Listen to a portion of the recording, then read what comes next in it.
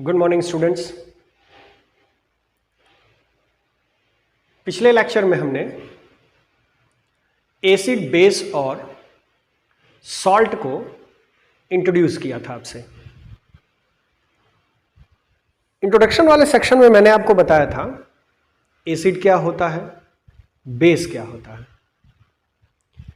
Acid और base से related 4 definitions बताई गई थी आपको। पहला क्लासिकल कॉन्सेप्ट था जो मेनली सब्सटेंसेस के कैरेक्टर के बेस्ड पर एक्सप्लेन करता है एसिड और बेस को। दूसरी डेफिनेशन हमने ली थी आर्हेनियस का। इसके बाद हमने पढ़ा था ब्रॉन्स्टेड एंड लॉरी का केस, और फिर हमने पढ़ा लेविस एसिड बेस कॉन्सेप्ट। जो क्लासिकल कॉन्सेप्ट था वो एक्सप्लेन करता है कि कोई भी ऐसा सब्सटेंस जो सावर टेस्ट का हो, जो कोरोसिव नेचर का हो,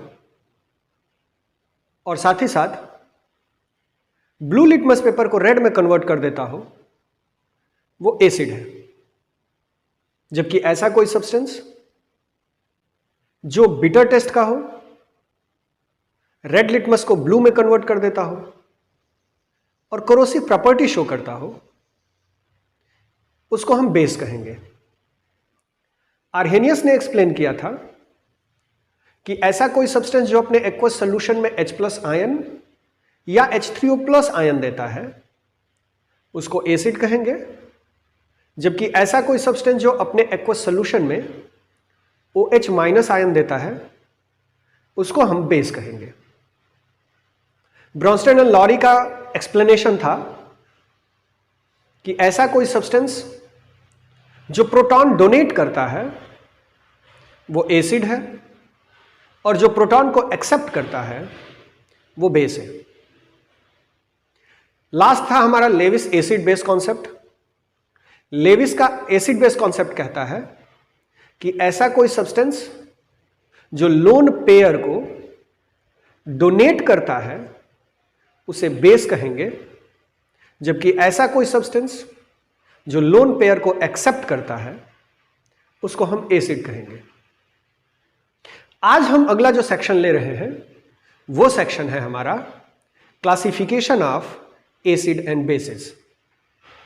आइए देखते हैं हम एसिड और बेस के क्लासिफिकेशन को। तो एसिड और बेस को डिफरेंट कैटेगरीज में हमने डिवाइड किया हुआ है। अपनी स्टडी को कन्वीनियंट बनाने के लिए, अध्ययन को सहूलियत प्रदान करने के लिए हमने एसिड और बेस को डिफरेंट कैटेगरीज दे रखी हैं। वो कैटेगरीज क्या हैं, आइए लेते हैं। तो एसिड और बेस को डिवाइड करने के बहुत सारे बेसिस हैं। टॉपिक है हमारा बेसिस ऑफ क्लासिफिकेशन।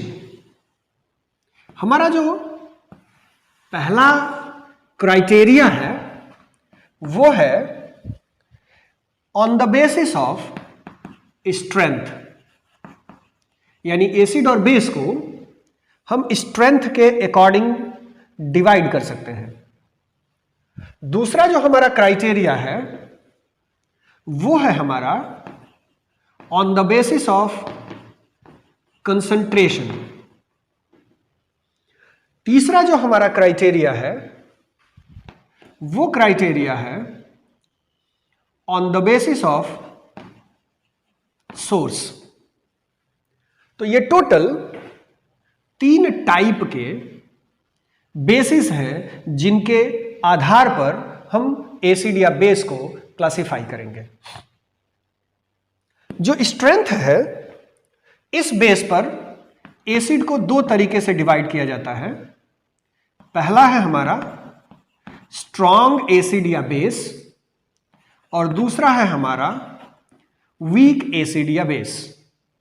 जो भी हम क्लासिफिकेशन ले रहे हैं वो एसिड और बेस दोनों के लिए है।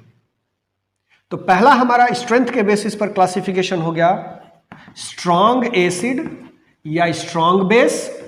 दूसरा हो गया हमारा वीक एसिड या वीक बेस। कंसंट्रेशन के बेसिस पर दो क्लासिफिकेशंस हैं। नंबर 1 डाइल्यूट एसिड और बेस, और दूसरा है हमारा कंसंट्रेटेड एसिड और बेस। इसी तरह से बात अगर हम सोर्स के आधार पर करें तो यहां भी दो टाइप के एसिड और बेसेस का क्लासिफिकेशन हो सकता है। नंबर 1 ऑर्गेनिक एसिड और बेस, और नंबर 2 इनऑर्गेनिक एसिड और बेस। तो कुल मिलाकर एसिड और बेस को क्लासिफाई करने के हमारे पास 3 बेसिस हैं, on the basis of strength, on the basis of concentration, and number 3 is on the basis of source. इस पूरे टेबुलर फॉर्म को एक्सप्लेन करने से पहले हम 2 सिंपल टॉपिक्स हैं, उन 2 सिंपल टॉपिक्स को डिस्कस करेंगे।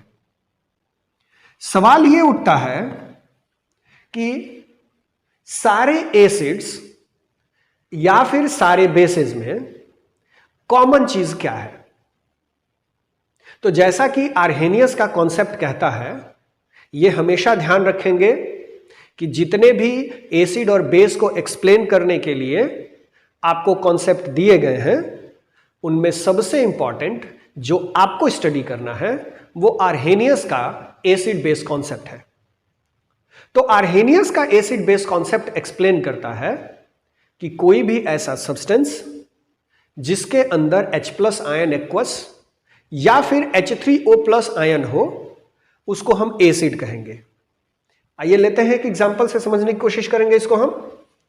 अगर हम HCl को वाटर में डिसॉल्व करते हैं तो वाटर में डिसॉल्व करने पर यह बनाता है H+ ion aqueous and plus Cl- ion aqueous. दूसरा अगर कोई एसिड ले लें CH3COOH, जिसको हम एसिटिक एसिड कहते हैं, अगर इसे वाटर में डिसॉल्व किया जाए तो यह प्रोड्यूस करता है H+ ion aqueous and plus CH3COO- ion aqueous. It means कि चाहे वह कोई भी एसिड हो, उस एसिड के अंदर निश्चित रूप से हाइड्रोजन प्रेजेंट होना चाहिए, और साथ ही साथ वाटर में डिसॉल्व करने पर अपने एक्वस सॉल्यूशन में H+ आयन एक्वस रिलीज करना चाहिए। यानी हम कह सकते हैं कि सभी एसिड्स में कॉमन चीज क्या है, तो वो कॉमन चीज है हाइड्रोजन एटम का प्रेजेंट होना और एक्वस सॉल्यूशन में H+ आयन का रिलीज करना। तो कुल मिलाकर के अगर बात की जाए कि what is the common in all the acids, तो हमारा जवाब होना चाहिए कि all the acids must contain hydrogen atom and it can release और it releases H+ ion aqueous in its aqueous solution. लेकिन यहां एक बात और ध्यान रखना है आपको कि अगर किसी सब्सटेंस के अंदर, किसी कंपाउंड के अंदर हाइड्रोजन है, तो इसका मतलब यह नहीं हुआ कि वो एसिड ही होगा। यानी अगर वह एसिड है तो हाइड्रोजन प्रेजेंट होगा, जैसे HCl या फिर HCH3COOH। लेकिन अगर वह हाइड्रोजन कंटेन करता है तो यह जरूरी नहीं है कि वो एसिड होगा ही होगा। फॉर एग्जाम्पल, अगर हम ले लें C12H22O11 को, तो यह कंपाउंड कंटेन करता है हाइड्रोजन एटम को, लेकिन इसके बावजूद यह सब्सटेंस एसिड नहीं है। कैसे पता करेंगे कि कोई भी सब्सटेंस एसिड है या नहीं है? तो हम उसे एक्वस सॉल्यूशन प्रिपेयर करेंगे उसका। अगर उसके एक्वस सॉल्यूशन में H+ आयन डिटेक्ट होता है तो हम कहेंगे कि वो एसिड है, और अगर हाइड्रोजन होने के बावजूद एक्वस सॉल्यूशन प्रिपेयर करने पर H+ आयन डिटेक्ट नहीं होता तो हम कहेंगे कि वो दिया गया सब्सटेंस एसिड नहीं है। कुल मिला के ऐसे सभी सब्सटेंस जो एसिड होंगे वो हाइड्रोजन कंटेन करेंगे और H+ आयन देंगे, लेकिन ये जरूरी नहीं है कि अगर वह हाइड्रोजन कंटेन कर रहा है तो एसिड हो। क्लियर? इसी तरीके से अगर बात बेसेस की जाए तो बेसेस में भी एक चीज कॉमन होती है। क्या कॉमन होता है? आइए लेते हैं। तो अकॉर्डिंग टू आर्हेनियस, ऐसे सभी सब्सटेंस जिनके अंदर हाइड्रोक्सिल ग्रुप हो, हाइड्रोक्साइड आयन हो, और वो वाटर में डिसॉल्व करने पर OH- ion, hydroxide ion aqueous form में देता हो, तो उस सब्सटेंस को हम बेस कहेंगे। यानी आर्हेनियस के अनुसार हर एक बेस के अंदर हाइड्रोक्सिल ग्रुप का होना अनिवार्य है। साथ ही साथ अपने एक्वस सॉल्यूशन में उसे OH- आयन भी रिलीज करना होगा। अगर कोई कंपाउंड ऐसा आपके सामने आए जो हाइड्रोक्सिल ग्रुप तो कंटेन कर रहा है, लेकिन वो अपने एक्वस सॉल्यूशन में OH- आयन नहीं दे रहा है, तो फिर वह सब्सटेंस एक बेस नहीं होगा। जैसे एक सिंपल एग्जांपल ले लें। अगर हम बात करते हैं CH3CH2OH की, तो यह हमारा इथेनॉल है। इस इथेनॉल कंपाउंड के अंदर OH ग्रुप प्रेजेंट है, लेकिन जब हम इसका एक्वस सॉल्यूशन प्रिपेयर करेंगे तो फिर ये CH3CH2+ आयन और OH- आयन एक्वस का फॉर्मेशन नहीं करता है। इसलिए ये दिया गया सब्सटेंस यानी कि इथेनॉल यानी कि अल्कोहल हमारा बेस नहीं है। यानी कुल मिलाकर के आर्हेनियस एक्सप्लेन करते हैं कि अगर किसी सब्सटेंस के अंदर OH- आयन है और एक्वस सॉल्यूशन में वो OH- आयन एक्वस देता है, तो फिर वो बेस है। अगर OH है, इसके बावजूद वो अगर एक्वस सॉल्यूशन में OH- आयन एक्वस नहीं देता, तो हम उसे बेस कंसीडर नहीं करेंगे। तो पहली चीज जो कॉमन होनी चाहिए एसिड और बेस में, वो ये कि सभी एसिड्स हाइड्रोजन एटम कंटेन करेंगे और H+ आयन एक्वस देंगे अपने एक्वस सॉल्यूशन में। सभी बेसेस हाइड्रोक्सिल ग्रुप कंटेन करेंगे और एक्वस सॉल्यूशन में OH- आयन देंगे। दूसरी इसकी प्रॉपर्टी है एसिड और बेसेस की, कि जब आप एसिड या बेस को वाटर के अंदर डिसॉल्व करते हैं, तो आपको अभी बताया गया कि वो अपने एक्वस आयंस में डिवाइड हो जाता है। जैसे HCl को वाटर में डिसॉल्व हमने किया था, तो बना था हमारा H+ आयन एक्वस और बना था हमारा Cl- आयन एक्वस।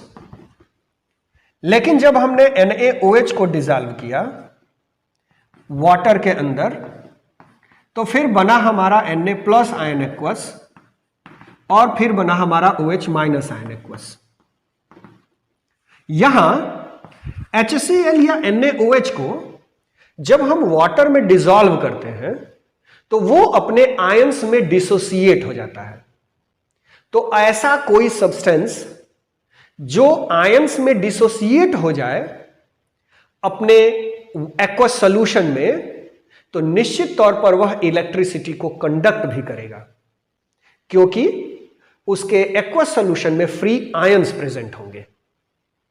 यानी अगर वाटर के अंदर एसिड या बेस डाल दिया जाए, तो एसिड या बेस अपने आयंस में डिवाइड हो जाएगा, और जब आयंस में डिवाइड हो जाएगा तो फेनोमेना को आयोनाइजेशन कहेंगे, और इस आयोनाइजेशन की वजह से दिया गया सॉल्यूशन यानी कि जो हमारा एसिड या बेस का एक्वस सॉल्यूशन है, वो एक्वस सॉल्यूशन इलेक्ट्रिसिटी को कंडक्ट करेगा। तो those substances which can ionize into its ions and conduct electricity in their aqueous form are called electrolytes, यानी जितने भी एसिड एंड बेसेस हैं वो एक इलेक्ट्रोलाइट की तरह बिहेव करते हैं। अब ये जो इलेक्ट्रोलाइट का कैरेक्टर है ये कम और अधिक हो सकता है। इसकी स्ट्रेंथ यानी इलेक्ट्रिसिटी को कंडक्ट करने की जो एबिलिटी है वो और भी कई फैक्टर्स पर डिपेंड करेगी, वो आगे के सेक्शंस में हम देखेंगे। यहां सिर्फ आपको इलेक्ट्रोलाइट की डेफिनेशन लेनी है, और इलेक्ट्रोलाइट को डिफाइन करेंगे तो हम लिखेंगे कि कोई भी ऐसा सब्सटेंस जो अपने एक्वस सोल्यूशन में आयंस में इजीली कन्वर्ट हो जाए और साथ ही साथ जिसका एक्वस सोल्यूशन इलेक्ट्रिसिटी को कंडक्ट करे, वो हमारा इलेक्ट्रोलाइट है। तो एसिड एंड बेसिस इलेक्ट्रोलाइट की तरह बिहेव करते हैं। हालांकि सॉल्ट भी इलेक्ट्रोलाइट की तरह बिहेव करता है, लेकिन फिलहाल जो हमारी स्टडी मेनली फोकस्ड है वो एसिड और बेस पर है, इसलिए हम यहां एसिड और बेस को ही कंसीडर करके चल रहे हैं। इसके बाद हम ये देखने की कोशिश करेंगे कि हम एसिड और बेसेस को कितने तरीके से क्लासिफाई कर सकते हैं। तो पहला तरीका है हमारा on the basis of strength. Strength के आधार पर एसिड और बेस को दो तरीके से क्लासिफाई किया गया है, स्ट्रॉन्ग एसिड बेस या फिर वीक एसिड बेस। आइए देखते हैं हम स्ट्रॉन्ग एसिड बेस या वीक एसिड बेस किसको कहते हैं। पहले बात करेंगे हम स्ट्रॉन्ग एसिड बेस की। ऐसा कोई एसिड या बेस जिसको वाटर में डिसॉल्व करने पर वह इजीली अपने आयंस में कन्वर्ट हो जाए, या फिर यह कह सकते हैं कि वो कंप्लीटली अपने आयंस में कन्वर्ट हो जाए, तो फिर हम उसे स्ट्रॉन्ग एसिड या बेस कहेंगे। लेकिन अगर वह इजीली अपने आयंस में कन्वर्ट ना हो या फिर पार्शियली आयोनाइजेशन हो उसका, तो फिर हम उसे वीक एसिड या फिर वीक बेस कहेंगे। यहां दो टर्म लिए जा रहे हैं। पहला टर्म है हमारा आयोनाइजेशन और दूसरा टर्म है हमारा डिसोसिएशन। आयोनाइजेशन और डिसोसिएशन का मतलब लगभग एक जैसा होता है, यानी आयंस में कन्वर्ट होना, दो हिस्से में टूट जाना, लेकिन दोनों में डिफरेंस है। ये डिफरेंस क्या है? तो अगर कोई कोवैलेंट कंपाउंड, अब यहां कोवैलेंट कंपाउंड और आयनिक कंपाउंड दो टर्म्स आएंगे, इन दोनों टर्म्स को हम चैप्टर नंबर 4 में एक्सप्लेन करेंगे, लेकिन तब तक हम यहां डिफिनीशन में उस वर्ड का यूज कर रहे हैं। डेफिनेशन है हमारी कि अगर किसी कोवैलेंट कंपाउंड में बॉन्ड का डिसोसिएशन होता है तो उस फेनोमेना को आयोनाइजेशन कहेंगे, जबकि अगर किसी आयनिक सब्सटेंस का बॉन्ड डिसोसिएट होता है तो प्रोसेस को डिसोसिएशन कहेंगे। यानी आयोनाइजेशन और डिसोसिएशन दो प्रोसेसेस हैं। तो अगर कोई भी एसिड या बेस अपने एक्वस सॉल्यूशन में इजीली या कंप्लीटली आयोनाइज या डिसोसिएट हो जाए, उसे स्ट्रॉन्ग एसिड या स्ट्रॉन्ग बेस कहेंगे। अगर कोई एसिड या बेस अपने एक्वस सॉल्यूशन में पार्शियली डिसोसिएट हो, पार्शियली आयोनाइज हो, या फिर इजीली डिसोसिएट या आयोनाइज ना हो, उसको हम वीक एसिड या वीक बेस कहेंगे। आइए एग्जांपल लेते हैं। अगर HCl को वाटर में डिसॉल्व किया जाए तो ये अपने एक्वस सॉल्यूशन में कंप्लीटली और इजीली डिसोसिएट हो जाता है, इसलिए ये सब्सटेंस एक स्ट्रॉन्ग एसिड की तरह बिहेव करेगा। दूसरी तरफ अगर हम CH3COOH को यानी एसिटिक एसिड को वाटर में डिसॉल्व करते हैं तो फिर उस कंडीशन में इसका पार्शियल डिसोसिएशन होगा, और जब पार्शियल डिसोसिएशन होगा तो रिएक्शन को लिखने का तरीका होता है बीच में डबल हेडेड एरो लगा करके। तो जब पार्शियल डिसोसिएशन होगा तो हम इसे वीक एसिड कहेंगे। बात अगर बेस की हम करें तो बेस में ले लें अगर हम सोडियम हाइड्रोक्साइड NaOH और इसे वाटर में डिसॉल्व करें तो वाटर में डिसॉल्व करने पर ये कंप्लीटली और इजीली अपने एक्वस आयंस में कन्वर्ट हो जाता है। इसलिए सोडियम हाइड्रोक्साइड एक स्ट्रॉन्ग बेस होता है, जबकि अगर हम एग्जाम्पल ले लेते हैं मैग्नीशियम हाइड्रोक्साइड का, तो मैग्नीशियम हाइड्रोक्साइड वाटर में डिसॉल्व करने पर अपने एक्वस आयंस में कंप्लीटली या फिर इजीली डिसोसिएट नहीं होता है, इसीलिए हम इसे एक वीक बेस मानेंगे। यानी कुल मिलाकर के ऐसा सब्सटेंस जिसका डिसोसिएशन या आयोनाइजेशन इजीली हो जाए, कंप्लीटली हो जाए, उसे स्ट्रॉन्ग एसिड या स्ट्रॉन्ग बेस मानेंगे। जबकि अगर किसी सब्सटेंस का इजीली डिसोसिएशन या आयोनाइजेशन ना हो या फिर पार्शियल डिसोसिएशन हो, आयोनाइजेशन हो, तो उसे हम वीक एसिड या वीक बेस मानेंगे। किसी भी एसिड या बेस का जो स्ट्रेंथ है, यानी वो स्ट्रॉन्ग एसिड है या स्ट्रॉन्ग बेस है, इसको मेजर करने के लिए हम एक फिजिकल क्वांटिटी भी लेते हैं और उस फिजिकल क्वांटिटी के बेस पर डिसाइड करते हैं कि हमारा दिया गया एसिड या बेस स्ट्रॉन्ग है या वीक है। वो फिजिकल क्वांटिटी क्या है, आइए देखते हैं। फिजिकल क्वांटिटी है हमारी डिग्री ऑफ डिसोसिएशन। इस डिग्री ऑफ डिसोसिएशन को हम इंडिकेट करते हैं अल्फा से, और अल्फा का फॉर्मूला होता है हमारा number of moles taken divided by number of moles dissociated. Formula उल्टा हो रहा है, हम इसको लिखेंगे number of moles dissociated upon number of moles taken multiplied by 100। ये हमारा फॉर्मूला होता है डिग्री ऑफ डिसोसिएशन को कैलकुलेट करने का। अब अगर अल्फा की वैल्यू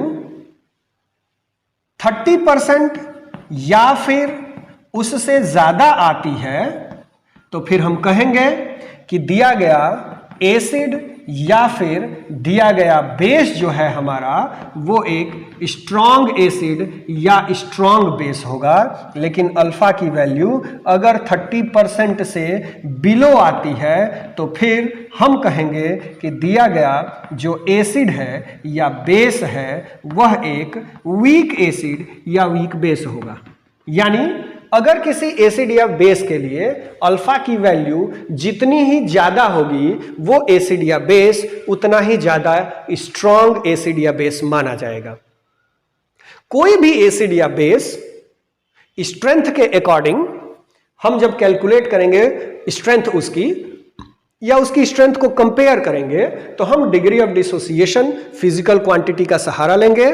अगर कोई भी दो एसिड या बेस आपस में कंपैरिजन ले रहे हैं हम, तो हम उसके डिग्री ऑफ डिसोसिएशन के आधार पर उसका कंपैरिजन कर सकते हैं। अगर 30% या उससे ज्यादा आती है इसकी वैल्यू, तो हम उसे स्ट्रॉन्ग मानेंगे, चाहे वो एसिड हो या बेस। अगर इसकी वैल्यू 30% या उससे बिलो आती है, तो हम उसे वीक एसिड या वीक बेस मानेंगे। एक एग्जांपल लेते हैं और समझते हैं कि कैसे इसकी वैल्यू 30% या उससे कम या फिर अधिक आ रही है। मान लीजिए हमने एक एसिड लिया HCl और उसे वाटर के अंदर डिसॉल्व किया और बनाया H+ ion aqueous and plus Cl- ion aqueous. हमने HCl का 10 मोल लिया था और जैसे ही हमने इसे वाटर में डिसॉल्व किया, इस वाटर में डिसॉल्व करने के बाद इसका 8 मोल डिसोसिएट हो गया। तो जाहिर सी बात है कि जब हम अल्फा की वैल्यू कैलकुलेट करेंगे, तो अल्फा की जो वैल्यू होगी वो हो जाएगा हमारा number of moles dissociated, that means कि 8 divided by number of moles taken, that means कि 10 मल्टीप्लाइड बाई 100। तो जब इसको सिंप्लीफाई करेंगे तो वैल्यू जो आएगी वो आ जाएगी आपकी alpha is equal to 80%। That means कि ये दिया गया सब्सटेंस एक स्ट्रॉन्ग एसिड है। तो सिंपल वे में कोई भी सब्सटेंस जिसका अल्फा यानी डिग्री ऑफ डिसोसिएशन की वैल्यू 30% या उससे ज्यादा होगी, हम उसको एक स्ट्रॉन्ग एसिड या स्ट्रॉन्ग बेस मान लेंगे। तो स्ट्रेंथ के आधार पर दो तरीके के हमारे एसिड या बेसेस हो गए, स्ट्रॉन्ग एसिड स्ट्रॉन्ग बेस, या फिर weak acid and weak base. आइए हम दूसरा अपना कॉलम लेते हैं, दूसरा क्लासिफिकेशन का बेस लेते हैं। दूसरा जो हमारा क्लासिफिकेशन का बेस है वो है on the basis of concentration. तो कंसंट्रेशन के आधार पर हम दो तरीके का एसिड या बेस लेते हैं, डाइल्यूट एसिड बेस या फिर कंसंट्रेटेड एसिड बेस। पहले तो हम बात करते हैं कंसंट्रेशन होता क्या है। तो किसी भी सॉल्वेंट के अंदर कितना सॉल्यूट डिसॉल्व किया गया है, इसी को हम उसका कंसंट्रेशन कहेंगे। जैसे अगर मान लिया जाए कि 100 ग्राम वाटर के अंदर 20 ग्राम शुगर डिसॉल्व किया गया है, तो हम कहेंगे कि 20 gram of sugar in 100 gram of water. तो ये जो एक्सप्रेशन है, इस एक्सप्रेशन को हम इस प्रिपेयर किए गए सॉल्यूशन का कंसंट्रेशन कहेंगे। तो कंसंट्रेशन का मतलब हो गया एक दिए गए फिक्स्ड अमाउंट ऑफ सॉल्वेंट के अंदर कितना सॉल्यूट डिसॉल्व किया गया है, इसी के मेजरमेंट को कंसंट्रेशन कहेंगे। फिर से, एक दिए गए फिक्स्ड अमाउंट ऑफ सॉल्वेंट के अंदर कितना सॉल्यूट डिसॉल्व किया गया है, इस मेजरमेंट को हम उस सॉल्यूशन का कंसंट्रेशन कहेंगे। तो कंसंट्रेशन के बेसिस पर हमारे पास दो टाइप के सॉल्यूशंस हैं या दो टाइप के एसिड या बेसेस हैं। पहला डाइल्यूट एसिड या बेस और दूसरा कंसंट्रेटेड एसिड या बेस। डाइल्यूट एसिड या बेस का मतलब होता है ऐसा कोई भी एसिड या बेस जिसके अंदर वाटर की क्वांटिटी ज्यादा हो इन कंपैरिजन टू उस एसिड या बेस के। यानी एग्जांपल लेते हैं, अगर मान लीजिए कि हमारे 1000 मिलीलीटर वाटर के अंदर हमने ऐड कर दिया केवल 10 मिलीलीटर एसिड को, तो फिर हम कहेंगे कि सॉल्वेंट के कंपैरिजन में हमारा जो सॉल्यूट की क्वांटिटी है वो एक्सट्रीमली लो है। तो इसका मतलब कि जो भी हमारा ये एसिड होगा, ये एसिड एक डाइल्यूट एसिड होगा। अगर हम 1000 मिलीलीटर ऑफ वाटर के अंदर ऐड कर देते हैं 20 मिलीलीटर ऑफ एसिड को, तो अभी भी ये दिया गया जो सॉल्यूशन है वो एक डाइल्यूट सॉल्यूशन है, यानी डाइल्यूट एसिड है। लेकिन हम कहेंगे कि कंडीशन नंबर फर्स्ट की अपेक्षा कंडीशन नंबर सेकंड का जो कंसंट्रेशन है वो ज्यादा है। यानी जो फर्स्ट एसिड है हमारा, उसकी अपेक्षा जो सेकंड एसिड है वो ज्यादा कंसंट्रेटेड है, क्योंकि फिक्स्ड अमाउंट ऑफ सॉल्वेंट, दोनों के अंदर सॉल्वेंट की क्वांटिटी को फिक्स रखा गया है, केवल सॉल्यूट की क्वांटिटी को चेंज किया गया है। तो 10 की अपेक्षा 20 मिलीलीटर इसमें ऐड किया गया है, इसलिए ये ज्यादा कंसंट्रेटेड होगा, जबकि ये वाला डाइल्यूटेड होगा। ऑन द होल दोनों के दोनों डाइल्यूट हैं, यानी हम कह सकते हैं कि हम किसी भी कंसंट्रेटेड सॉल्यूशन को, कंसंट्रेटेड एसिड या बेस को वाटर ऐड करके डाइल्यूट कन्वर्ट कर सकते हैं। माने इसका मतलब यह हुआ कि कंसंट्रेटेड सॉल्यूशन वो सॉल्यूशन होगा, कंसंट्रेटेड एसिड या बेस वो एसिड या बेस होगा जिसके अंदर सॉल्वेंट यानी वाटर की क्वांटिटी कंपैरेटिवली एसिड या बेस के कम होगी, तो हम उसको कंसंट्रेटेड एसिड या बेस कहेंगे। लेकिन अगर एसिड या बेस के कंपैरिजन में सॉल्वेंट यानी वाटर की क्वांटिटी कंपैरेटिवली हाई होगी, तो हम उसे डाइल्यूटेड एसिड या बेस कहेंगे।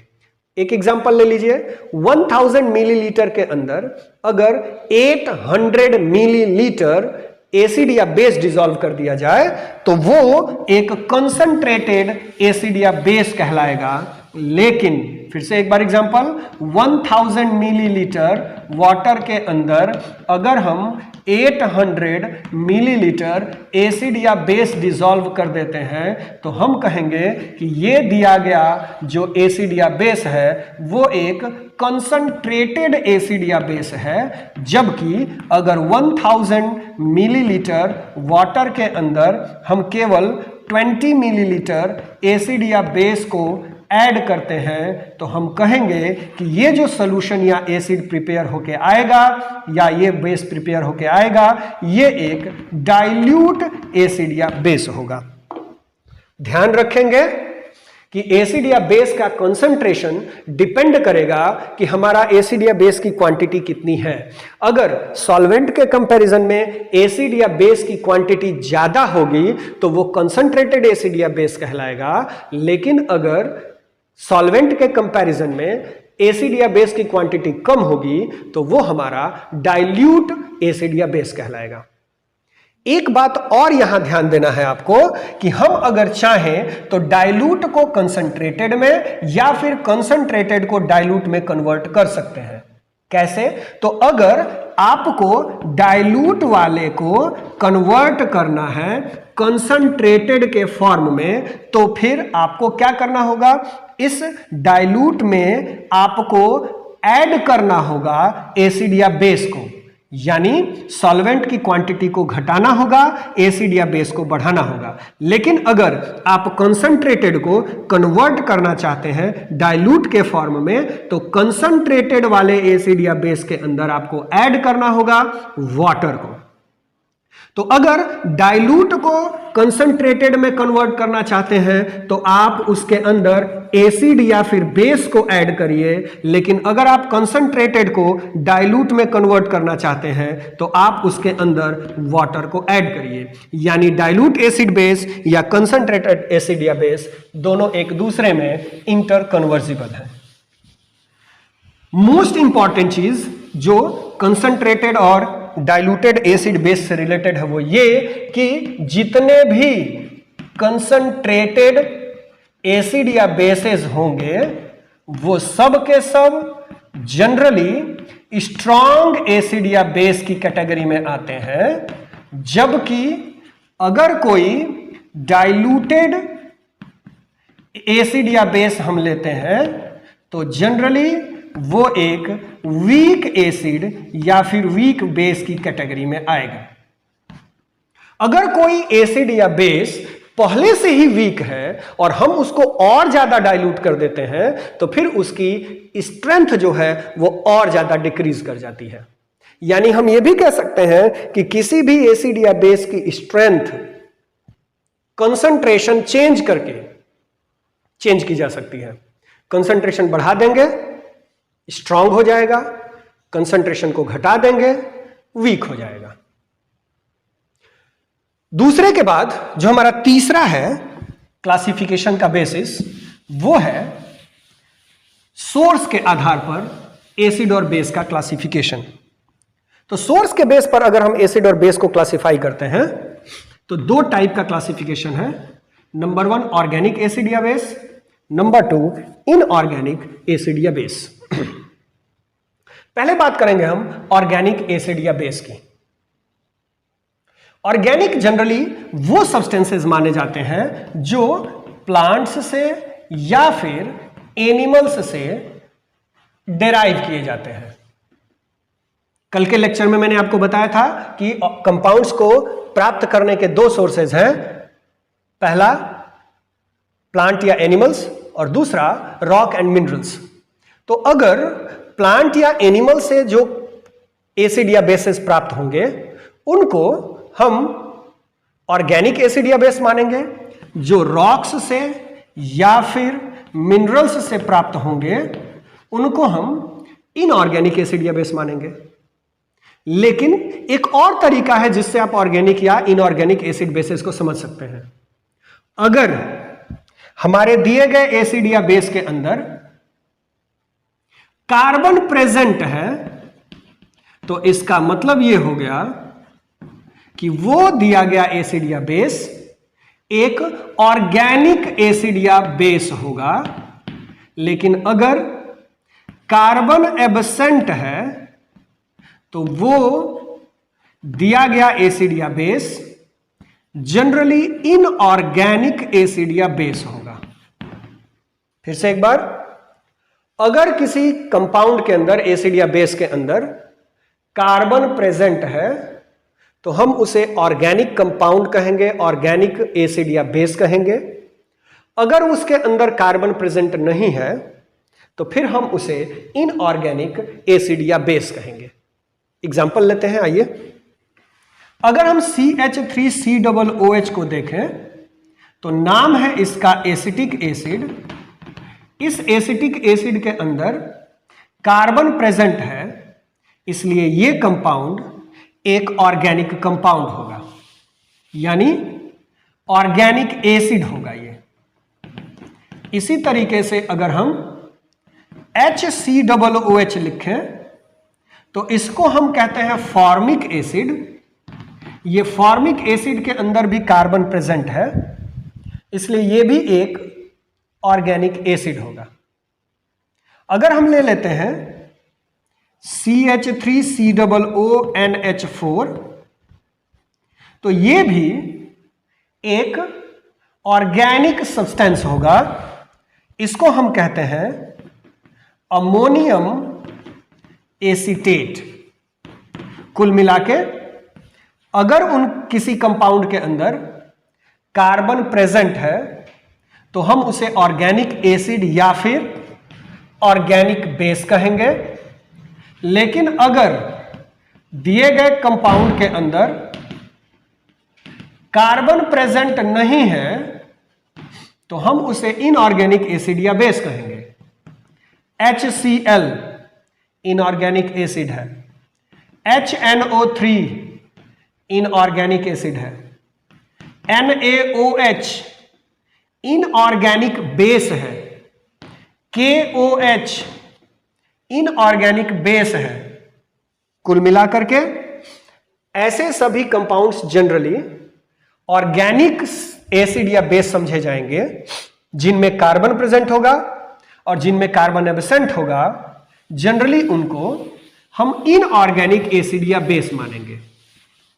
लेकिन एक बात यहां और ध्यान देना है, और वो ये कि अगर हम H2CO3 को लिखें तो कंपाउंड का नाम है कार्बोनिक एसिड। यह सब्सटेंस एक एसिड है। इस सब्सटेंस के अंदर कार्बन प्रेजेंट है। दैट मीन्स हमारी अभी की डेफिनेशन के अकॉर्डिंग इस कंपाउंड को ऑर्गेनिक होना चाहिए, लेकिन यह कंपाउंड इनऑर्गेनिक एसिड है। यानी हमारी जो डेफिनेशन है कि कार्बन प्रेजेंट होगा तो वो ऑर्गेनिक होगा, ये जरूरी नहीं है। यानी हम स्टेटमेंट लिखेंगे कि all organic acid and bases must contain carbon atom, but all carbon containing acid or bases may or may not organic। यानी अगर किसी कंपाउंड के अंदर कार्बन है और वो एसिड और बेस है तो जरूरी नहीं है कि ऑर्गेनिक हो, लेकिन हां अगर वह ऑर्गेनिक है, एसिड या बेस, तो फिर निश्चित तौर पर उसके अंदर कार्बन होगा ही होगा। यानी ऐसे सभी सब्सटेंसेस जो ऑर्गेनिक है, कार्बन जरूरी है कि उनके अंदर होगा, लेकिन अगर कार्बन है तो यह जरूरी नहीं है कि वो ऑर्गेनिक हो, वो इनऑर्गेनिक भी हो सकता है, जैसे H2CO3 यानी कार्बोनिक एसिड। तो आज हमने 3-4 टॉपिक्स डिस्कस किए। पहला हमारा था classification of acid and bases, फिर हमने पढ़ा कि इलेक्ट्रोलाइट क्या होता है। इससे पहले हमने पढ़ा कि एसिड और बेसेस के अंदर, सभी एसिड्स के अंदर और सभी बेसेस के अंदर आपस में क्या कॉमन होता है। और फिर हमने जब स्ट्रेंथ के आधार पर एसिड और बेस को डिफाइन किया था तो वहां हमने एक और नया टर्म लिया था, वो था हमारा डिग्री ऑफ डिसोसिएशन, जिसको अल्फा से इंडिकेट किया गया था। और अल्फा की वैल्यू हमने बताई थी कि number of moles dissociated upon number of moles taken multiplied by 100। और फिर हमने कहा था कि अगर 30% या उससे ज्यादा वैल्यू आती है तो वो हमारा स्ट्रॉन्ग एसिड या बेस होगा, और अगर उससे कम आता है तो वो एक वीक एसिड या वीक बेस होगा। आज के लेक्चर में बस इतना ही। That's all for today. Thank you very much.